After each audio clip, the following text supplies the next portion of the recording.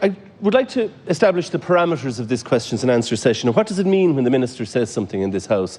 Because if the Minister says something in a parliamentary democracy, we assume it to be true, if words have meaning.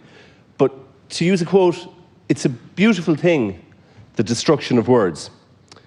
What does the Minister mean when he says 80% of people will be offered a vaccine by the end of June?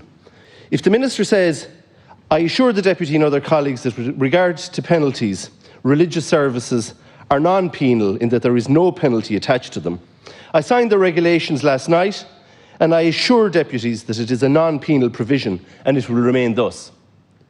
Now, if that means that you are fined, what does what the Minister says in the House mean?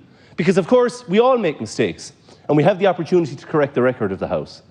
So if we say something untrue, we have the opportunity to correct it if we choose to. But then if it's not untrue, what does what the Minister says mean?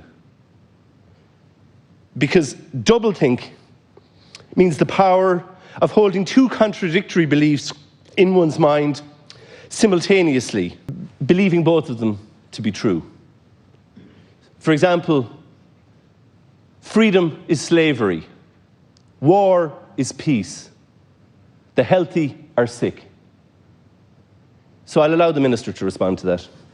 I'm not entirely sure what the question is. If there is a specific question, I would very much like to answer it, but at this point, I don't know what it is. In this House, Minister, is the question. Because if they don't mean the truth, do they mean doublethink? How do we understand when you say something like, we will vaccinate 80% of people by the end of June? How are we to understand that if you say there are no penal provisions attaching to religious services and fines are handed out for religious services and the state adopts a position in the High Court saying that it is the position of the state that religious services are covered by penal provisions? What do your words mean is my question.